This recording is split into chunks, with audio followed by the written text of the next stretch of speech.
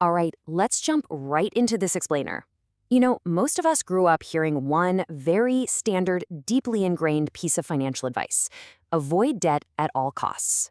But when you actually look at how high net worth individuals operate, it's a completely different story. They don't run from debt. Actually, they use it as their primary tool to create and scale wealth.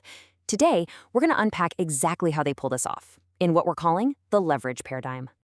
Here's our roadmap for today. We'll start with the mechanics of leverage, move on to real estate and OPM, explore debt recycling strategies, dive into the infinite banking concept, and finally, we'll wrap up with the risks of leverage. Okay, part one, the mechanics of leverage. So what exactly is leverage? Let's take a look at the financial definition. If you think back to high school physics, you probably remember how a physical lever works, right? It takes a tiny input force and amplifies it into a massive output force, letting you lift something incredibly heavy. Well, financial leverage works the exact same way. It uses borrowed money to beef up your available capital. It basically lets you control a much larger investment than you ever could if you were just using your own cash. Now, to really wrap our heads around this, we need to contrast bad debt with good debt. This is where we start shifting your mindset away from just traditional saving and towards strategic borrowing. So, bad debt, that's your consumer debt. Think credit cards used to buy electronics or cars. It's non-deductible, and it comes entirely out of your own pocket.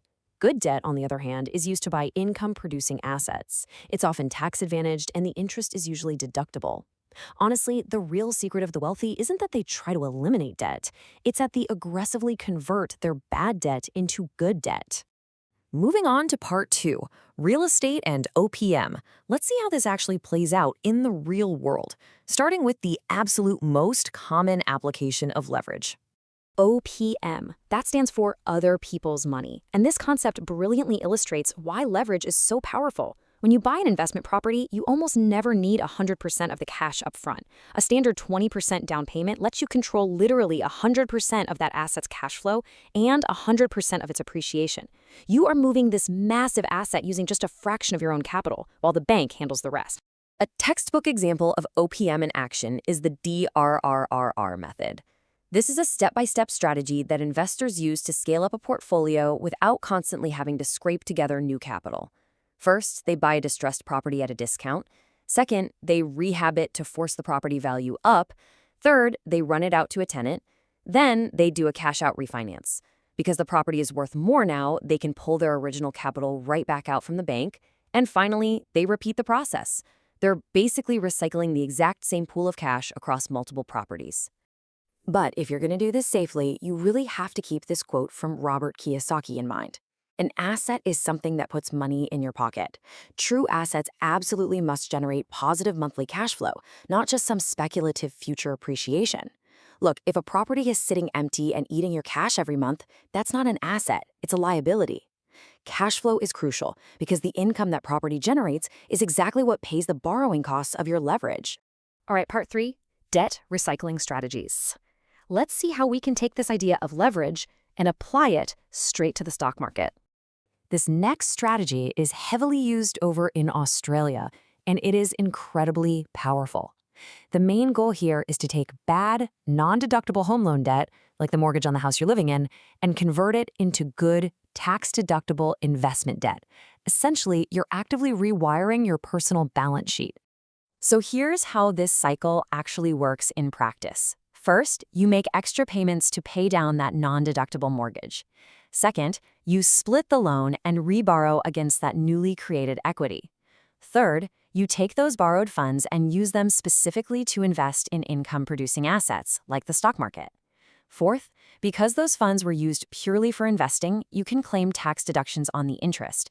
It's wild. A 6% non-deductible home loan can suddenly become an 8% investment loan that, after marginal tax rate deductions, might actually only cost you closer to 4 or 5%. I really want to highlight the double duty concept happening here. Your capital is doing two jobs at the exact same time. It's paying down your house while simultaneously funding a globally diversified portfolio. This diversifies your wealth way beyond just a single primary home, and it deeply improves tax efficiency, especially for high-income earners. Now, it does rely on professional ETF structures to keep risk in check. And the absolute golden rule here? You need an incredibly clear separation between your personal and investment borrowing to keep the tax authorities happy. Moving right along to part 4, the infinite banking concept. Now, we're going to transition into the world of life insurance and explore a really fascinating strategy that high net worth business owners and professionals love to use. This strategy is known as cash flow banking or infinite banking. It relies on using an indexed universal life insurance policy, or an IUL, to create a tax-advantaged personal bank. What's super interesting here is how the wealthy actually use these IULs. They aren't just buying them for a payout when they die. They use them as a dynamic, highly liquid pool of capital to fund their actual lives and businesses. So here's how you structure it. You max fund the policy while keeping the actual death benefit as low as possible, which makes your cash value grow rapidly. That cash value is linked to market indices, like the S&P 500, but it has a 0% floor. That means if the stock market totally crashes, your principal is completely protected. But here is the real magic, that double duty concept again. You can borrow against your policy tax-free to fund a business expense or make a big lifestyle purchase, but your policy still yields market-linked returns on the full cash value. Think about that for a second.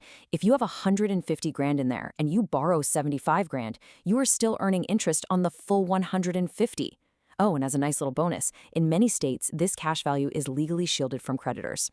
Let's quickly summarize what we've covered by putting these 3 asset classes side by side. This table shows how leverage uniquely interacts with cash flow, taxes, and liquidity across each vehicle. Real estate gives you high cash flow and great tax advantages, but obviously very low liquidity. Stocks, through debt recycling, give you variable cash flow but very high liquidity. And the IUL, that gives you high tax advantages and liquidity, but lower immediate cash flow while you're building up that initial capital pool. So, different tools for different goals, but all of them are fueled by leverage. Finally, part 5. The risks of leverage. Now, before you run out and try to leverage every single asset you own, we need to pause for a second. Because while leverage is absolutely a financial superpower, it comes with immense responsibility. Because here is the catch. Just like that physical lever from our physics example, financial leverage amplifies your gains, sure, but it mercilessly magnifies your losses.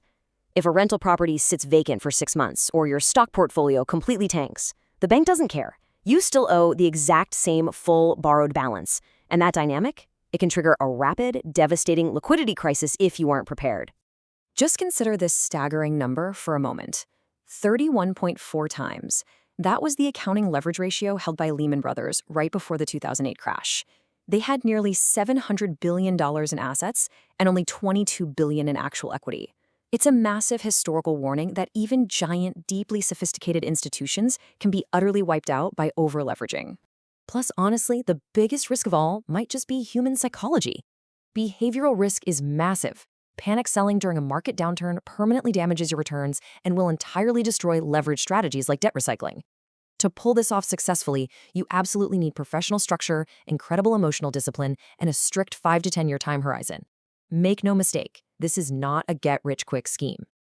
So, as we wrap up this explainer today, I want to leave you with one paradigm-shifting question to chew on. Are you working for your money, or is your debt working for you? Leverage is a tool that requires respect, education, and a solid strategy. But when you use it correctly, it fundamentally changes how wealth is built. Thanks so much for joining me on this deep dive, and I really hope this gives you a whole new perspective on your own financial balance sheet.